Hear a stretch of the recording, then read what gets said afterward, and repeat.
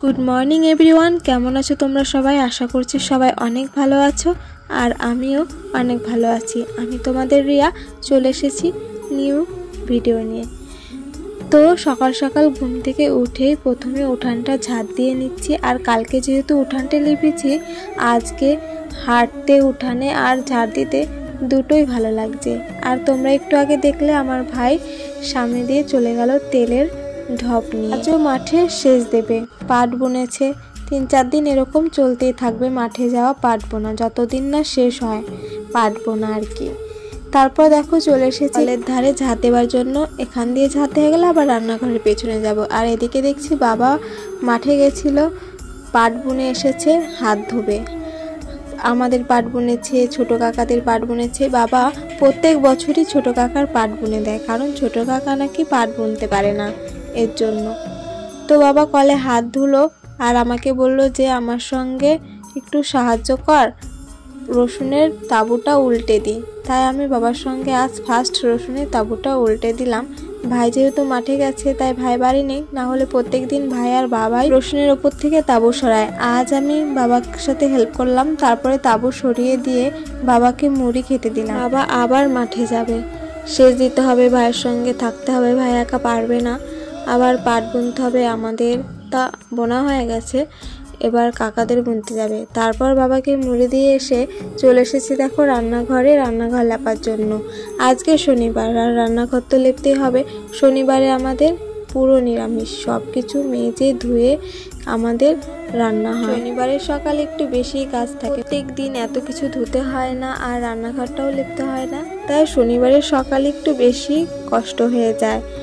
আর তার জন্য আমি কালকে রাতেই বাসন মেজে রেখেছিলাম, যা যা মাজার সব কিছু রাতেই করে রেখেছি। কালকে যেহেতু উঠান লিপেছিলাম, তাই আমাদের ঘরের সামনে, বাবার ঘরের সামনে, ঠাকুর ঘরের সামনে এই মাটি দিয়ে লেপতে হবে।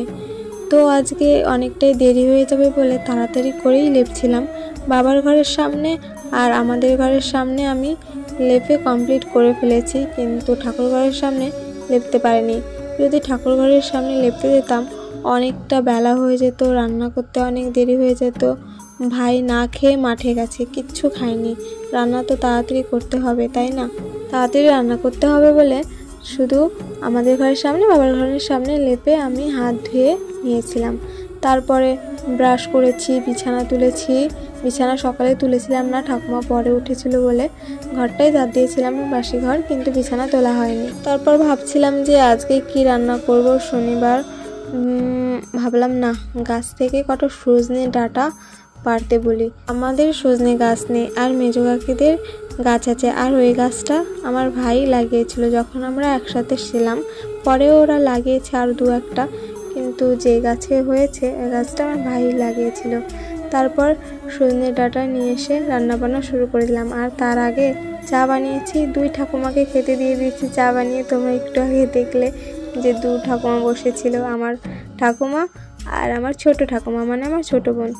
তারপরে দেখো চলে এসেছি রান্না করার জন্য, সব কিছু গুছিয়ে নিচ্ছি, সব কাটাকুটি করে নিচ্ছি সবজি। আজকে রান্না করব সজনে ডাঁটা, আলু আর কুমড়ো দিয়ে নিরামিষ। এই নিরামিষটা খেতে আমার ভালোই লাগে।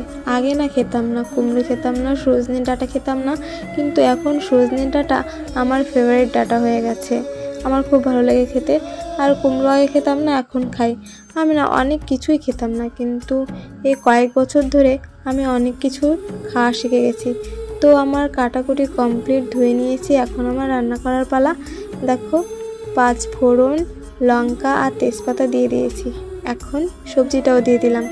তারপর ভালো করে কষিয়ে জল দিয়ে দিচ্ছি। আর আমি না ভাতের হাঁড়ি থেকে জলটা দিচ্ছি, গরম জল, এখনও চাল দিইনি।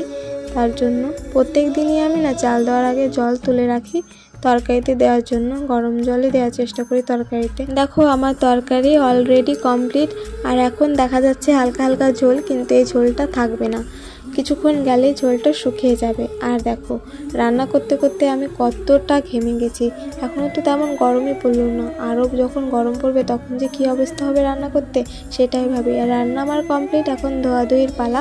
তো ভিডিওটা কেমন লাগলো অবশ্যই কমেন্টে জানিও।